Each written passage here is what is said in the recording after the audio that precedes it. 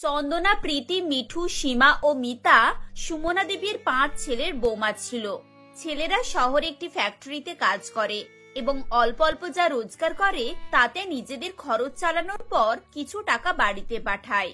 এদিকে সুমনা দেবীর ভারী অসুখ, চিকিৎসা করাতেই ছেলেদের পাঠানো সব টাকা শেষ হয়ে যেত। সংসার চালানোর জন্য টাকা বেঁচে থাকে না, তাই 5 বৌমা বুদ্ধি খাটিয়ে তাদের সংসারের খরচ বের করে। প্রথম তারা জঙ্গল থেকে কাঠ কেটে ফুল বিক্রি করে এবং নদী থেকে মাছ ধরে আর তাদের বাড়ির সামনে কিছু সবজি চাষ করে সেগুলো বিক্রি করে দিন কাটাতো। এরপর তারা একটু একটু করে বুদ্ধি খাটিয়ে বিভিন্ন অনুষ্ঠান বাড়িতে অল্প স্বল্প কাজের দায়িত্ব নেয়। তার ফলে অনুষ্ঠান বাড়িতে কখনো কখনো বেঁচে যাওয়া খাবার, কখনো বা স্বল্প কিছু টাকা পাওয়া যেত এবং এতে তাদের সুবিধাও হতো। এভাবেই দিন কাটে। একদিন 5 বৌমা নদী থেকে মাছ ধরে বাড়ি ফিরছিল।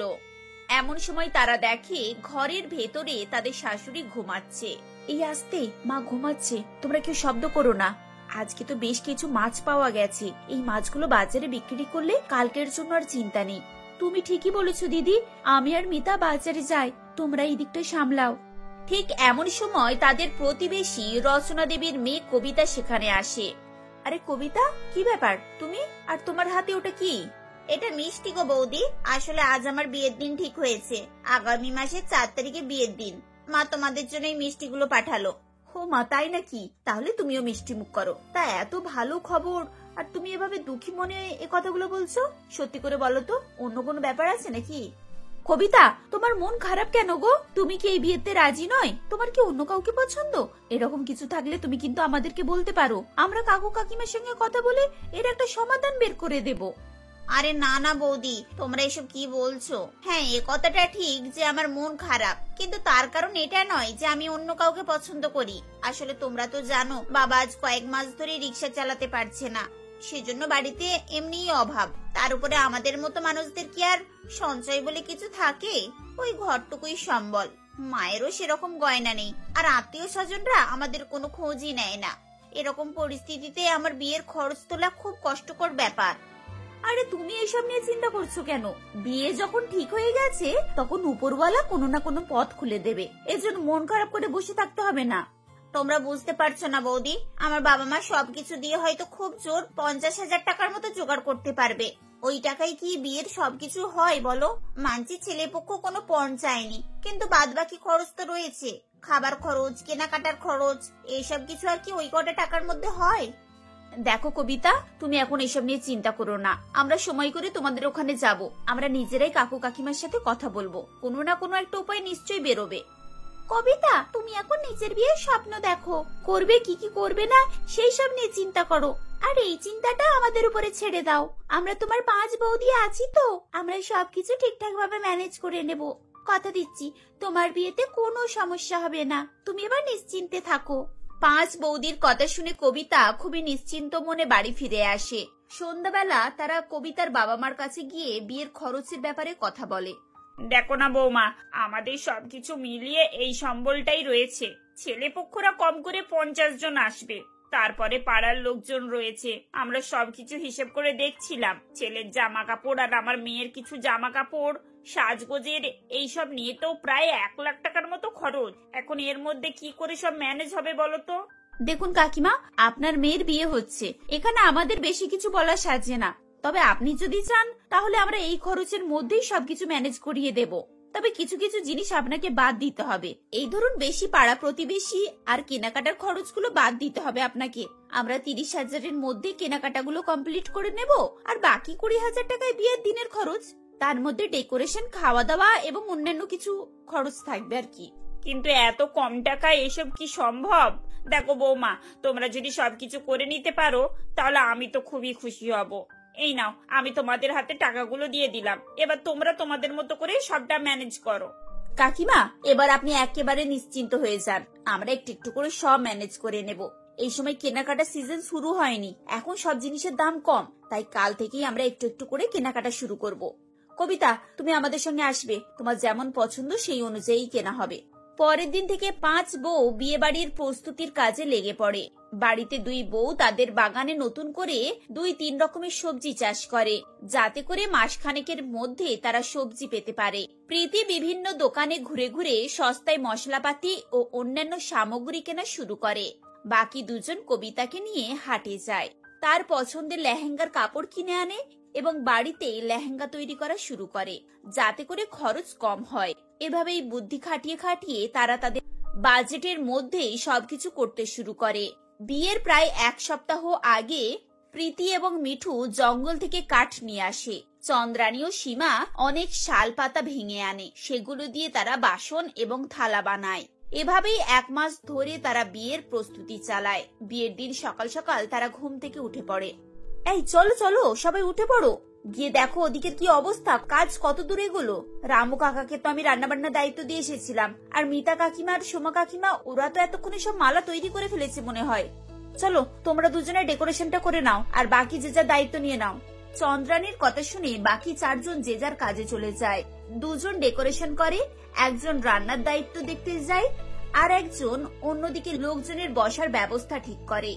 চন্দ্রানী বিয়ের মণ্ডপ ঠিকঠাক করে দেখে, চারিদিকে সবকিছু ঠিকঠাক আছে কিনা সমস্ত কিছু দেখা শুরু করে।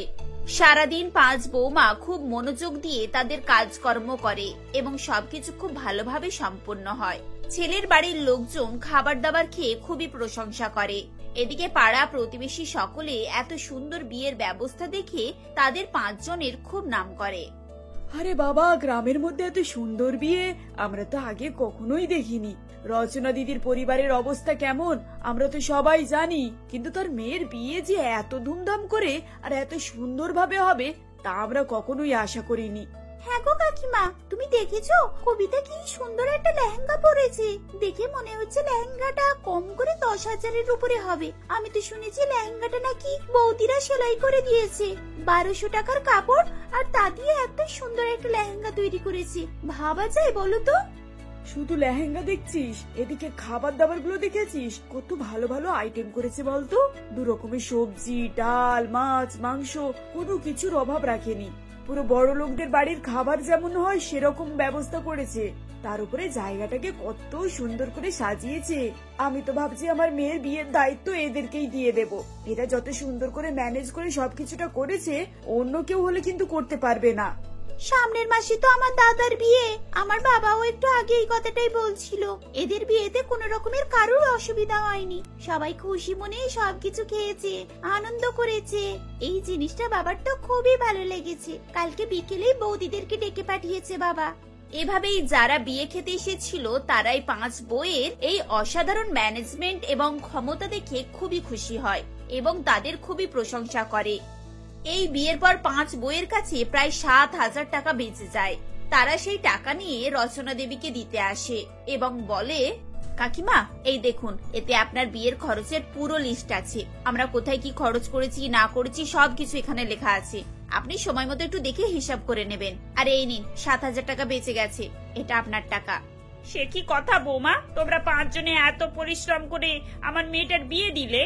দেখো সবাই কত খুশি, এসব দেখেই তো আমার মন একেবারে ভরে গেছে। আর তুমি এখন বলছো আমি তোমাদের টাকার হিসেব করব? একদম এসব বলবে না। আর এই টাকাগুলো তোমাদের, তোমরা এত পরিশ্রম করেছো, আমি তো তোমাদেরকে কিছুই দিতে পারলাম না। এই টাকাটা তোমরা রাখো মা। কাকিমা আপনিও না আমাদেরকে একেবারে পর ভাবেন। আমরা কি টাকার জন্য এসব করেছি? কবিতা আমাদের বোন আর আমরা ওদের বৌদি। বৌদি হয়ে আমরা ওর বিয়েতে কিচ্ছু দিতে পারিনি। এই টাকাগুলো আপনি রাখুন। আপনাদের কি রকমের সমস্যা চলছে তা আমরা জানি।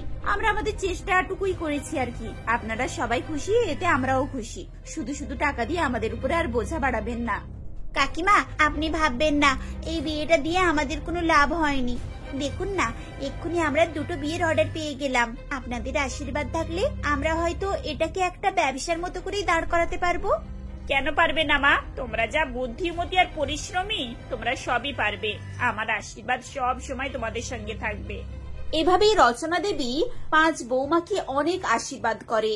এরপর থেকেই 5 বৌমা মিলে পাড়ায় 1-2 করে বিয়ের কন্ট্রাক্ট নিতে থাকে। দেখতে দেখতে তাদের ব্যবসা ধীরে ধীরে সুনাম অর্জন করে এবং দূর দূর থেকে তারা বিয়ের কন্ট্যাক্ট পাওয়া শুরু করে। কয়েক বছরের মধ্যেই 5 বৌমা মিলে একটা এজেন্সি তৈরি করে। তারা এরপর থেকে ছোট ছোট, মাঝারি এবং বড় বড় সব রকমের বিয়ের কন্ট্যাক্ট নেয়। এভাবেই তাদের দারিদ্রতা দূর হয় এবং তারা মাথা উঁচু করে বাঁচে। প্রিয়া দেবী তার দুই ছেলে রমেশ ও অমল ও বড় বৌমা সীমা এবং মেয়ে সুজাতার সঙ্গে একটি মাটির কুঁড়ে ঘরে বসবাস করতেন। তারা খুবই গরিব ছিল। তার দুই ছেলে রমেশ ও অমল খুবই ভীতু এবং দুর্বল প্রকৃতির ছেলে ছিল। তারা একটুতেই ধৈর্য হারিয়ে ফেলতো এবং হাল ছেড়ে দিত। কিন্তু তার বৌমা সীমা খুবই সাহসী এবং শান্ত প্রকৃতির মেয়ে ছিল। সে সবসময় তার স্বামীকে সাহস এবং মনোবল যোগাতো। প্রিয়া দেবী তার ছোট ছেলে অমলের বিয়ে পাশের গ্রামের নন্দিনী নামের একটি মেয়ের সঙ্গে ঠিক করে দেন।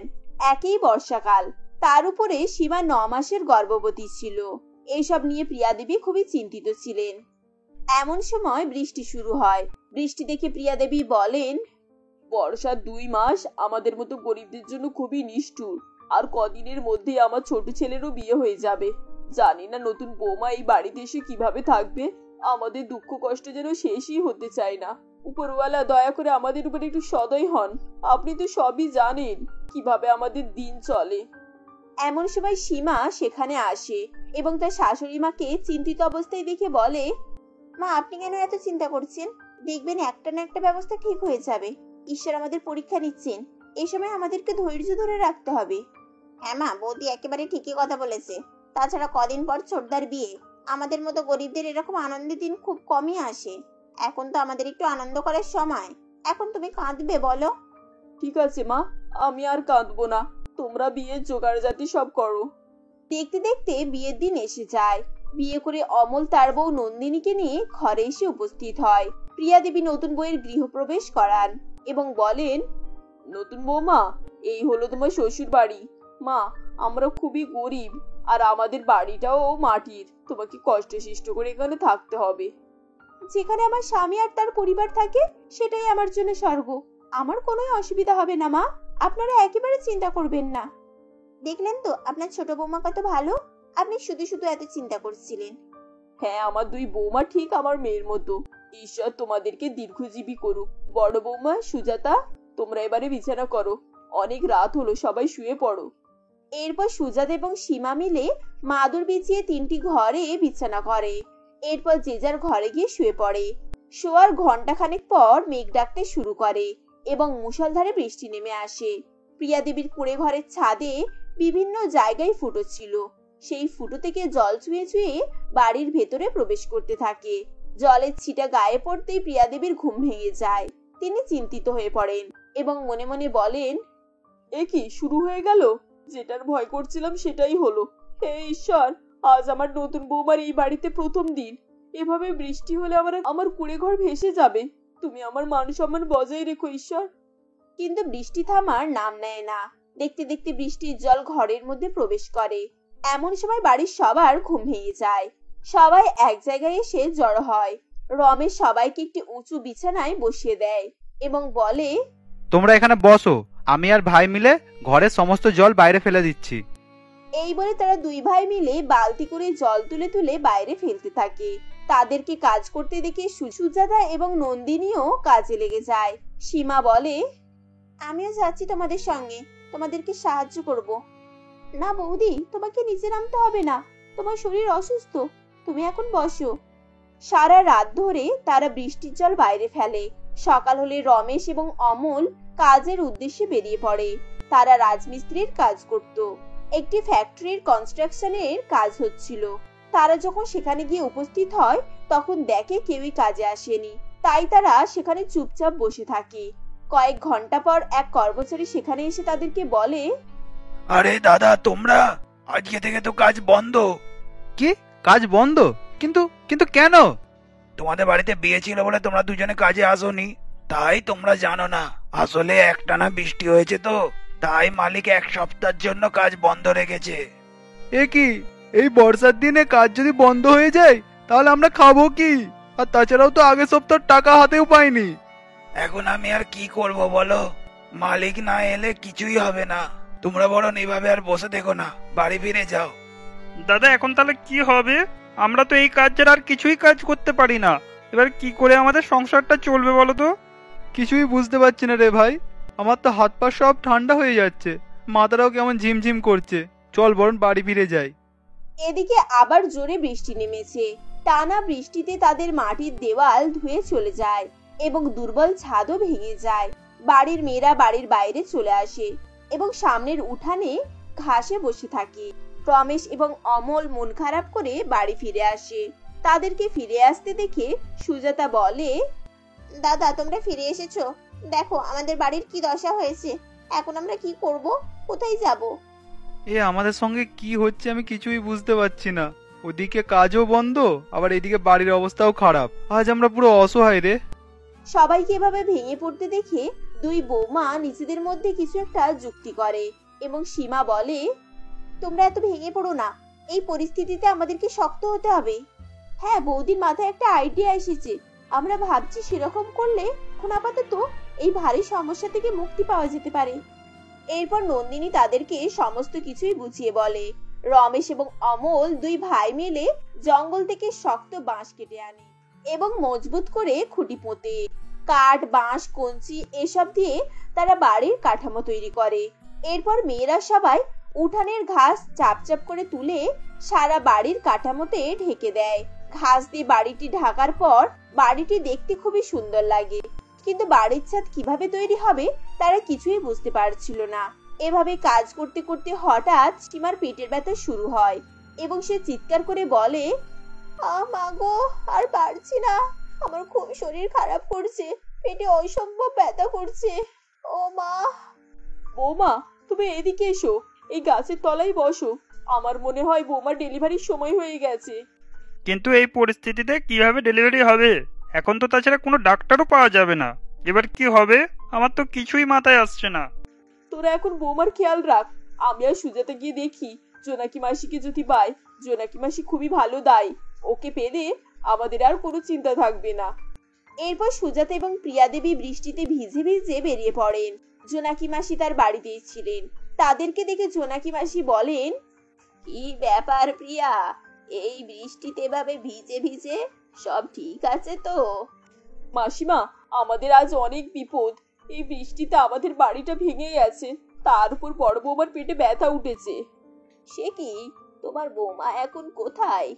সে একটা গাছের তলায় বসে আছে মাসিমা, বৃষ্টিতে ভিজছে। তুমি তাড়াতাড়ি চলো। ঠিক আছে চলো, তোমরা এক কাজ করতে পারো তো, আমি তোমাদের বাড়ির দিকে এগোচ্ছি।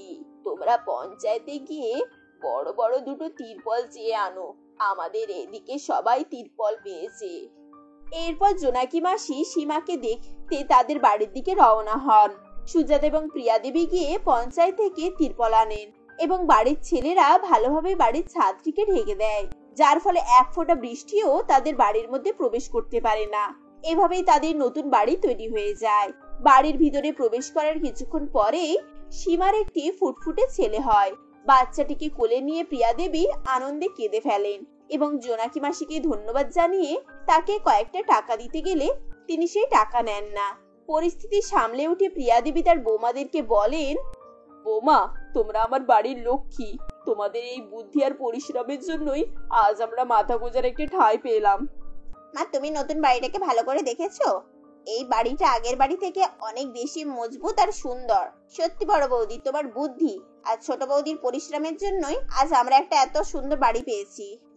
এমন সময় রমেশ, অমল তাদের দুই বউদেরকে উদ্দেশ্য করে বলে, বড় বউ, ছোট বউ, আজ আমরা তোমাদের কাছ থেকে একটা শিক্ষা পেয়েছি। পরিস্থিতি যতই কঠিন হোক না কেন, মানুষকে কখনোই হার মানতে নেই। বুদ্ধি খাটিয়ে এবং শান্ত মাথায় পরিশ্রম করলে মানুষের সবকিছু কাজই সফল হতে পারে। হ্যাঁ, আমি আর দাদা এক্ষুনি কাজে বেরোবো। যে কোনো ধরনের কাজ হোক না কেন, আমরা করতে রাজি আছি। তোমাদের কাছ থেকে আমরা পরিশ্রম করার সাহস পেয়েছি, এইবারে আমরা আর ভেঙে পড়বই না। এরপর তারা দুই ভাই কাজে বেরিয়ে পড়ে এবং সেদিন তারা জমিদার বাড়িতে কাজ পেয়ে যায়। এরপর তারা সব পরিস্থিতির সঙ্গে মোকাবিলা করে। তারা এরপর থেকে আগের মতো আর সমস্যাকে ভয় করতে থাকে না। দেখতে দেখতে তাদের পরিস্থিতি আগে থেকে অনেক ভালো হয়ে যায় এবং তারা সুখে শান্তিতে বসবাস করতে থাকে।